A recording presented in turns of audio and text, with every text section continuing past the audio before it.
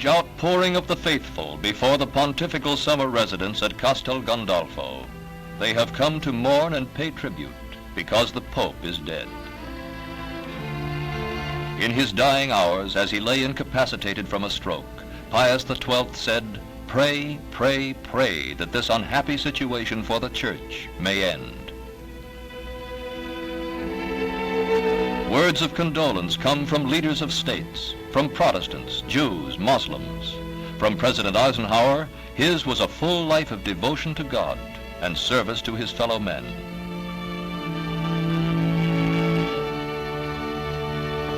As a caretaker executive of the Church until a new pope is named, Cardinal Aloisi Mazzella is elected Chamberlain.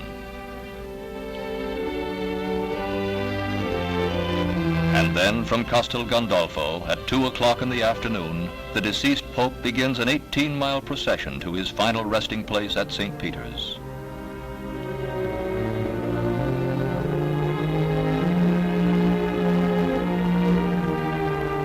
The hearse passes along the Appian Way through the old walls into Rome. Before it, for 2.5 miles, go the parish priests and other ecclesiastics of Rome. The solemn cavalcade passes by the Colosseum, where Christians were martyred nearly 2 millennia ago. This is the first time a pope has been carried through the streets of the Eternal City in nearly 90 years, since the Catholic leaders lost their temporal rule of Rome and central Italy.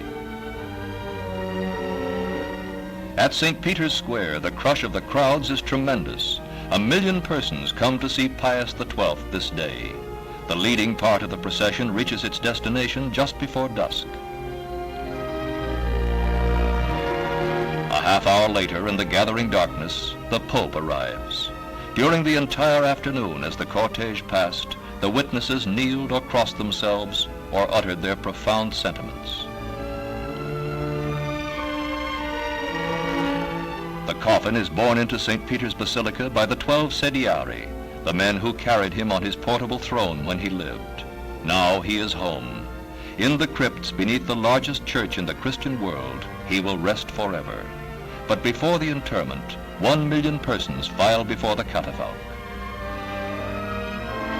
Clothed in the splendid robes of his office, there lies the holder of titles that go back some 19 centuries, successor of St. Peter, Vicar of Jesus Christ, Supreme Pontiff of the Universal Church.